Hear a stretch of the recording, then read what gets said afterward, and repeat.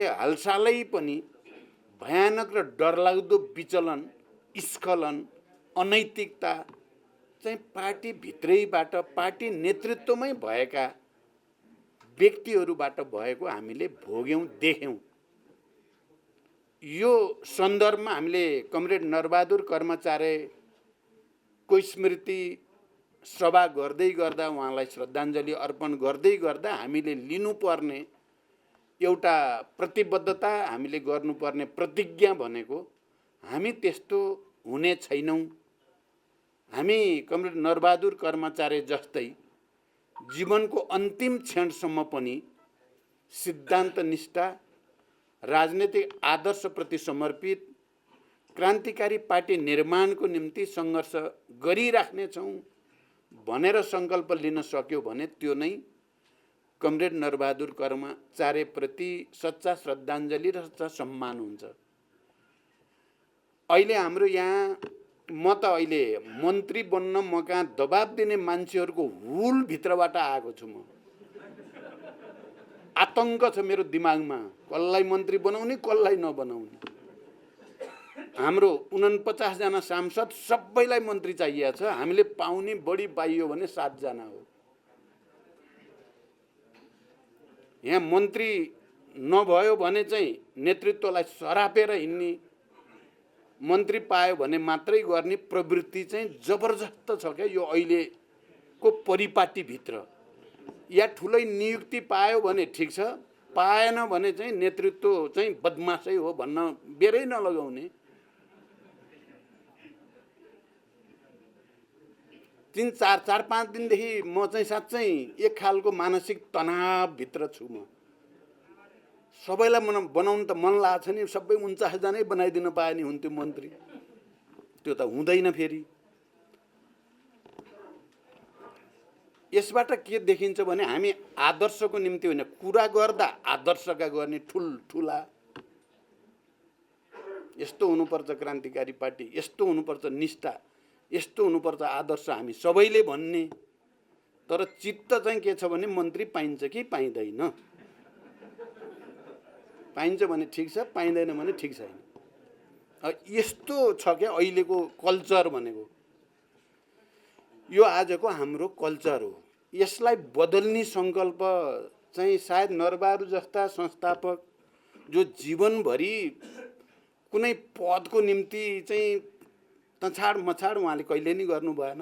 अहिले कमरेड नारायण काजीले भने जस्तै उहाँ निकै सरल, निकै सहज, निस्वार्थ भावको हुनुहुन्थ्यो। मैले पछिल्लो चरणमा तपाईहरू सबैलाई थाहा पनि छ, देशलाई नै थाहा छ, दुनियाँलाई पनि थाहा छ, म झन्डै 6 वर्ष जति कुम्बेश्वरमा उहाँकै अभिभावकत्वमा, उहाँकै संरक्षणमा बसेँ। मैले जनयुद्धको सबै तयारी उहाँसँग सल्लाह गरेरै गरेँ। उहाँलाई सबै थाहा थियो, क्रान्तिकारी हुनुपर्छ भन्ने उहाँको स्पिरिट थियो।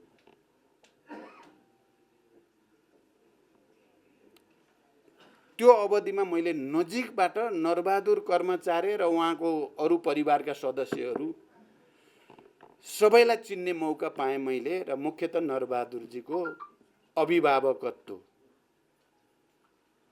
चाहिँ मैले नजिकबाट महसुस गरेँ। उहाँमा कुनै दम्भ, कुनै अहङ्कार, कुनै पद प्रतिष्ठाको निम्ति लोभ थिएन। पार्टीका पछिल्ला केन्द्रीय समिति उहाँ आफू देहावसान हुनुभन्दा केही समय अगाडिसम्मका बैठकमा पनि उहाँ क्रान्तिकारी पार्टी निर्माणकै निम्ति कुरा गर्नुहुन्थ्यो। म अझै पनि त्यसको निम्ति चाहिँ सकेको चाहिँ गर्ने स्पिरिटका साथ प्रस्तुत हुनुहुन्थ्यो उहाँ। त्यस्तो हो कमरेड नरबहादुर कर्मचारी भनेको। हामी चाहिँ त्यस्ता छैनौँ। अलि हामी त्यस्ता छैनौँ भनेर सबैले मान्न पर्ने देख्छु मैले, मदेखि लिएर हामी सबै। कोही पनि यहाँ धेरै फुर्ती लाएर चाहिँ केही अर्थ छैन। हामी कमरेड नरबहादुर कर्मचारीको धेरै तल छौँ।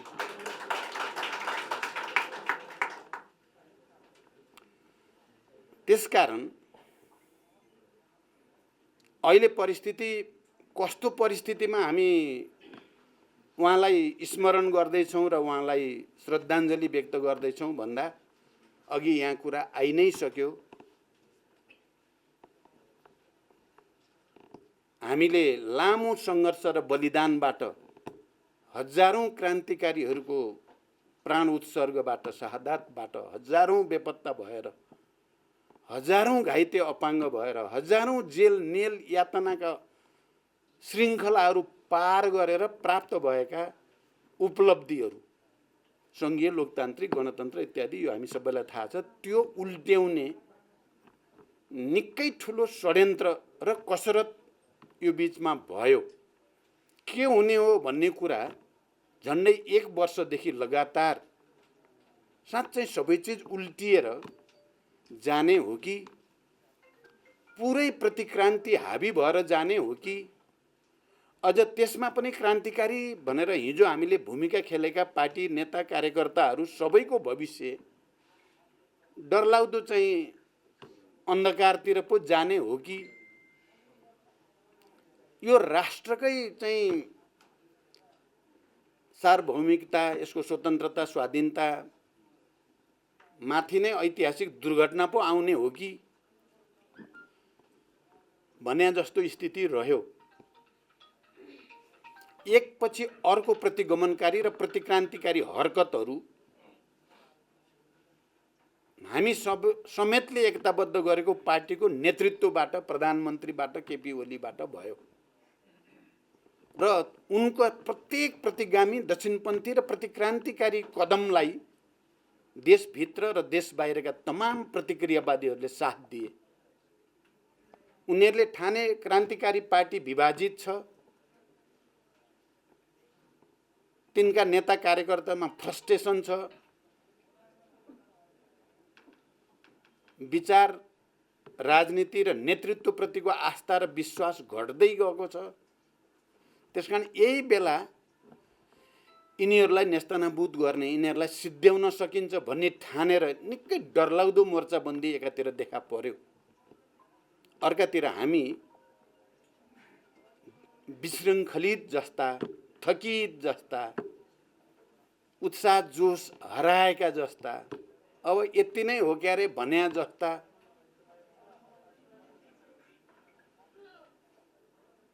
देखियौँ र खतराको घन्टी नराम्रोसँग बजिराख्यो। र अब यो परिस्थिति हाम्रो लागि लाइफ एन्ड डेथको भयो। हामी माओवादीहरूको लागि, मुख्यतः माओवादी क्रान्तिकारीहरूको लागि चाहिँ जीवन मरणको भयो। अब सबभन्दा बढी नेतृत्व तहमा भएका हामीहरूको निम्ति चाहिँ यो प्रतिगमन र प्रतिक्रान्तिकारी षड्यन्त्रलाई परास्त गर्न सकिएन भने प्रतिक्रान्तिका डरलाग्दा घटना हामी इतिहासमा पढ्थ्यौँ, त्यो हाम्रा आँखा अगाडि हामी माथि नै बज्रिने खतरा देखियो। त्यसकारण यसलाई परास्त गर्नको लागि सम्पूर्ण तागत हामीसँग जे बाँकी छ त्यो चाहिँ लगाइदिनुपर्छ भन्ने सङ्कल्प हामी नेतृत्व तहमा हामीले गर्यौँ। तपाईहरुलाई थाहा छ, पुस 5 गतेबाट चाहिँ औपचारिक ढङ्गले अगाडि बढाइएको प्रतिक्रान्तिकारी, असंवैधानिक, अलोकतान्त्रिक, निरङ्कुश, स्वेच्छाचारी जे भने पनि त्यो कदमका विरुद्ध हामी सडकमा निक्ल्यौँ। हामी सडकमा निक्लेकोलाई बडा हँसी ठट्टा मजाक बनाए एक थरी मान्छेहरूले। अझ यही पार्टीमा केन्द्रीय नेतृत्वमै रहेका मान्छेहरू जो आत्मसमर्पण गरे निरङ्कुश प्रवृत्तिसँग, तिनीहरू चाहिँ त सडकमा पुगे, अब चाहिँ सडकमै बिलाउँछन् भनेर भाषण गर्न पनि भ्याए। तर हामी सडकमा जाँदा, जनतासँग गएर एकचोटि फेरि अपिल गर्दा, जनतासँग जोडिन पाउँदा हामीलाई थोरै अब सोचिने मौका पाइयो कि हिजो हामीले गरेका गल्ती कमजोरीहरूलाई पश्चाताप गर्ने र फेरि वर्ग सङ्घर्षमा, फेरि जनताको निम्ति आन्दोलनमा जाने अवसरको ठानियो र हामीले गर्व नै गरियो। त्यसलाई हामीले जनतासँग क्षमा याचना पनि गर्यौँ।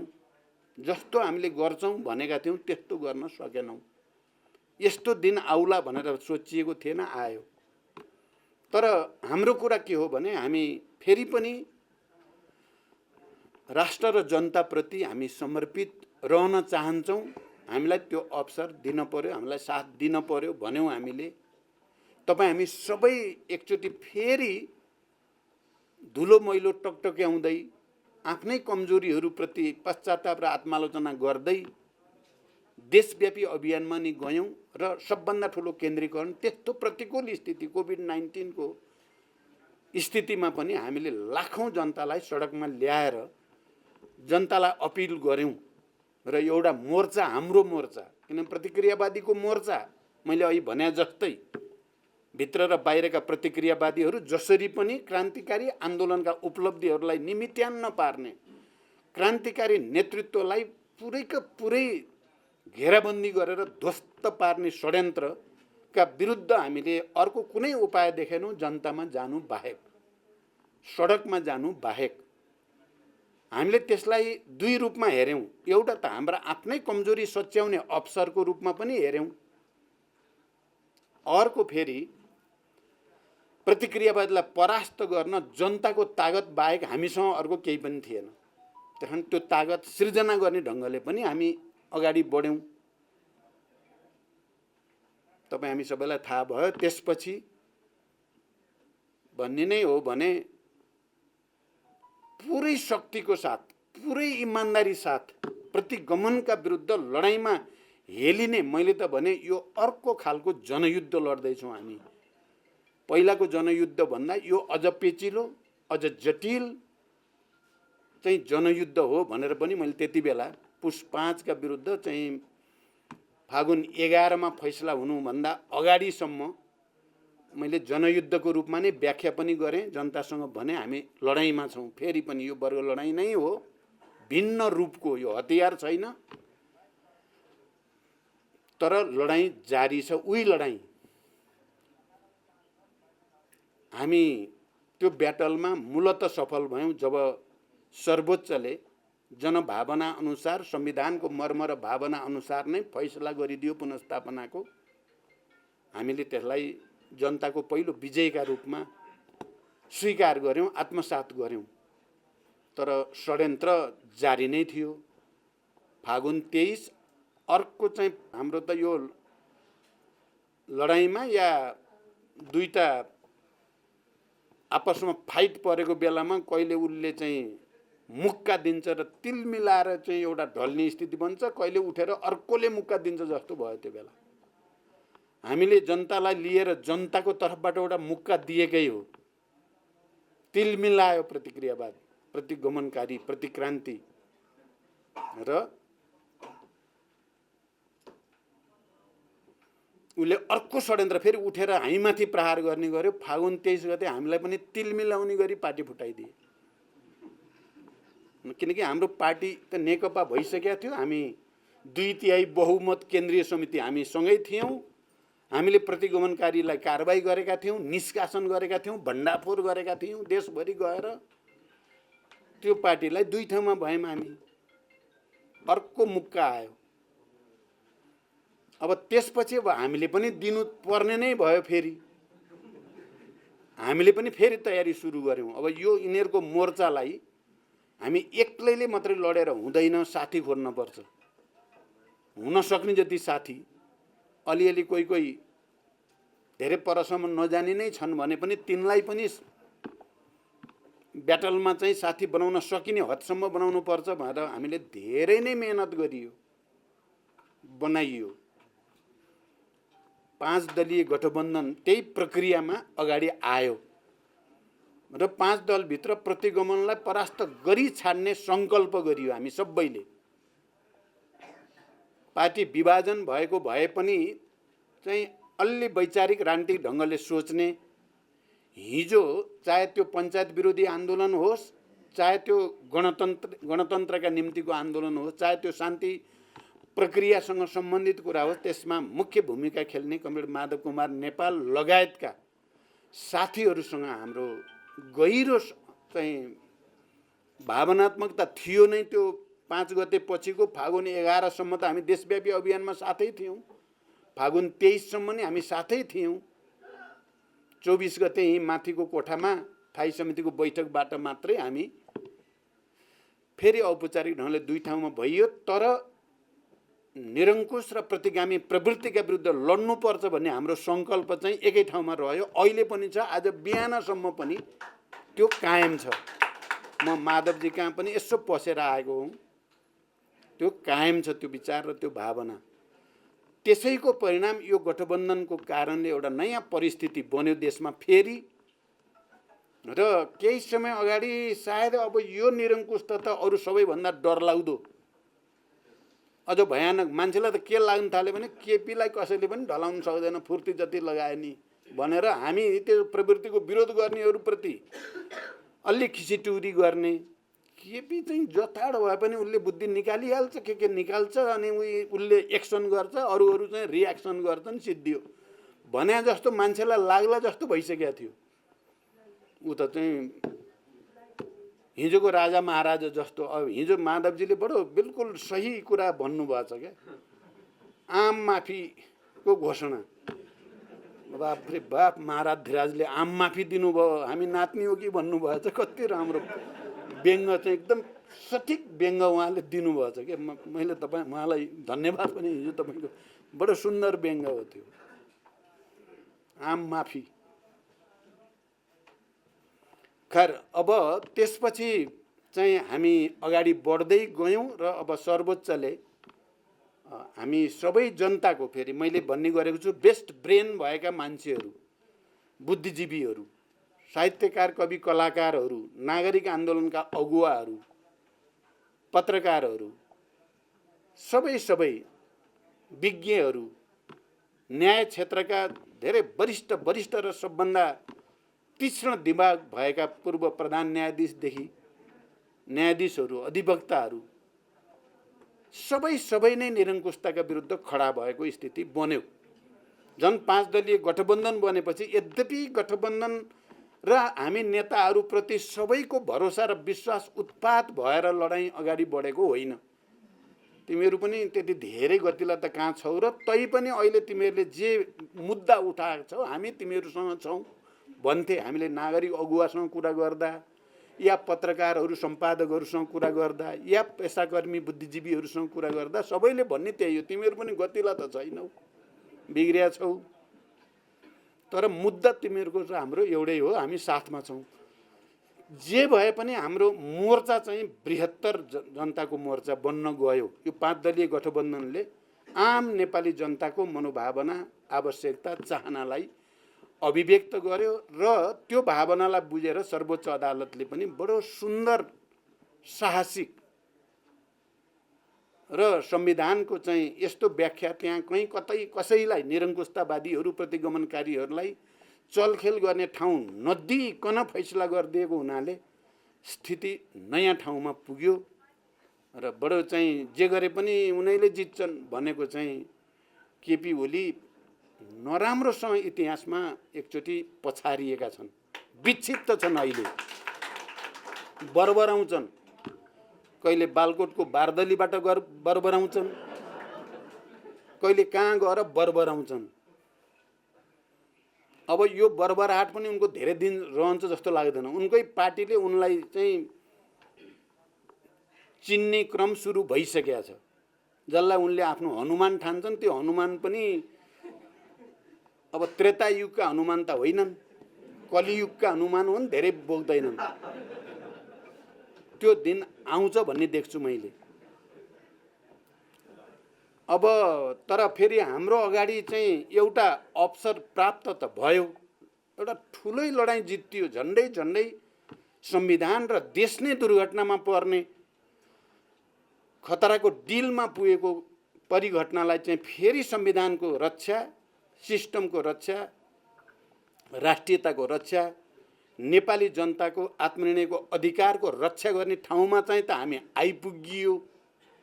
तर हाम्रो अगाडि चुनौती रहित हामी छैनौँ।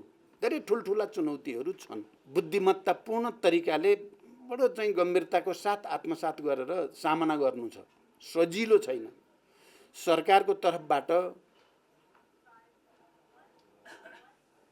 जनताको पक्षमा, राष्ट्रको पक्षमा दिनदिनै सानसाना भए पनि सकारात्मक काम हुँदै जान अनिवार्य छ। अहिले कुनै मन्त्रीलाई अलिकति पनि छुट छैन लापरवाही गर्ने।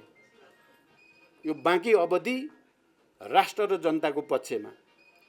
हुन त सरकारले अब ठिकै ढङ्गले नै सुरुवात गरेको छ। पहिलो त जनताको जीवन रक्षा र त्यो जीवन रक्षा अहिले कोभिड-19 को दोस्रो भेरिएन्ट चलिराखेको छ, तेस्रोको खतरा छ। त्यसकोबाट जनताको जीवन रक्षा गर्न खोप खोप खोप भनेर जो सरकार आएको छ त्यो ठिक छ, प्राथमिकता। अन्य पनि यो राज्यलाई नै क्याप्चर गरेर देशमा निरङ्कुशता लाद्नको लागि जहाँ जहाँ सेटिङ गरेका छन् हिजोका प्रधानमन्त्रीले, ती सेटिङहरूलाई चाहिँ हामीले जनताको पक्षमा नियम कानुन सङ्गत ढङ्गले, विधिसङ्गत ढङ्गले ती सेटिङहरू भत्काएर सही सेटिङ गर्नु छ। र पार्टी मुख्य रूपमा पार्टीलाई एकचोटि फेरि जनतातिर फर्काउने, आफ्नो सङ्गठनलाई सुदृढ गर्ने, हामीले गरेका हिजोका गल्ती कमजोरीप्रति पश्चाताप गर्दै चाहिँ आफूलाई फेरि जनता र राष्ट्रको पक्षमा समर्पित गर्ने आवश्यकता हामी सबैको अगाडि छ। यो सजिलो छैन, भन्न जस्तो सजिलो छैन, तर असम्भव पनि छैन। किन हामी नै हो हिजो त्यत्रो ठुलो विद्रोह गरेर त्यसलाई फेरि शान्तिमा रूपान्तरण गरेर गणतन्त्रमा ल्याइ पुर्याउने हामी मान्छे हामी नै हो, हामी नै छौँ। हामीले एकचोटि आफ्नो धुलो टकटक्याउने आँट गऱ्यौँ, आफूभित्र जम्मा भएको फोहोर मैलो सफा गर्ने आँट गऱ्यौँ र हाम फाल्यौँ भने चाहिँ फेरि हामी फत्ते गर्न सक्छौँ। त्यो असम्भव चाहिँ होइन, सजिलो पनि छैन। त्यसको निम्ति हामीले अब पार्टीलाई बलियो बनाउनेतिर लाग्नुपर्छ। अहिले जुन राजनीतिक पहलकदमी हाम्रो आएको छ, मान्छेलाई दुनियाँलाई थाहा भयो, जसलाई घेरा हालेर सिद्ध्याउन खोजिएको थियो जुन मुद्दालाई, जुन आन्दोलनलाई, जुन लिडरसिपलाई, अहिले उनीहरू पछारिएको स्थिति छ। उनीहरू फेरि त्यसकारण हामीले आफ्नो शक्ति सुदृढ गरेर मात्रै त्यसलाई सदाको लागि परास्त गर्न सकिन्छ र हामीले त्यो प्रवृत्तिलाई परास्त गर्नै पर्छ। पुरै परास्त भइसक्यो भन्न हुँदैन। अहिले पनि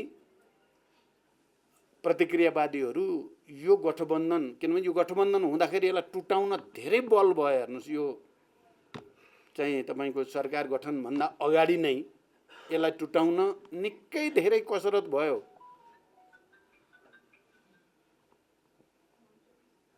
त्यो कसरत हुँदाखेरि के साथीहरू बडो नपत्याउँदो किसिमले ढल्दिनु भयो।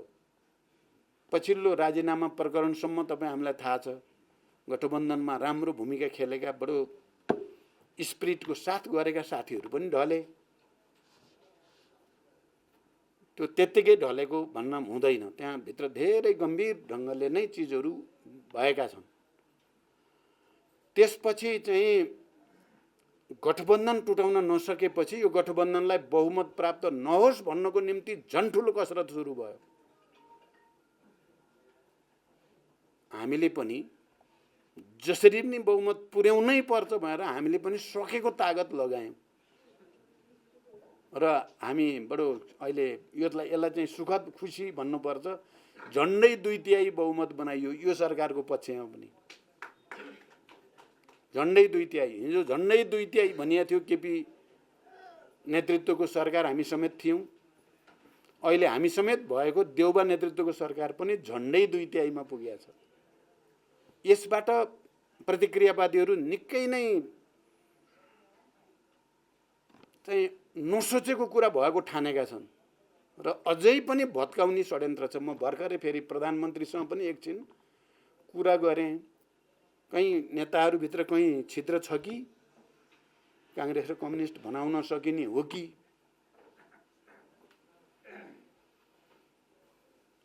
अथवा उता चलिरहेको छ नि फरमान घोषणा भएका छन् फेरि एमाले भित्र, त्यतापट्टिबाट हुन्छ कि, एकदम खोजी भइरहेको छ। टर्च बालेर एकदम हेरिराखे कहाँनिर छ त पुवाल। त्यस्तै कतिपय यहाँ अलिकति कन्ट्रोभर्सीमा भएका कुरालाई कहिले यताबाट कहिले उताबाट लगाइदिएर हुन्छ कि, यो एमसिसी भन्ने छ नि या आइपिएस भन्ने छ, यिनलाई बोकेर यसलाई अगाडि सारिदियो भने यिनीहरूभित्र झगडा पार्ला कि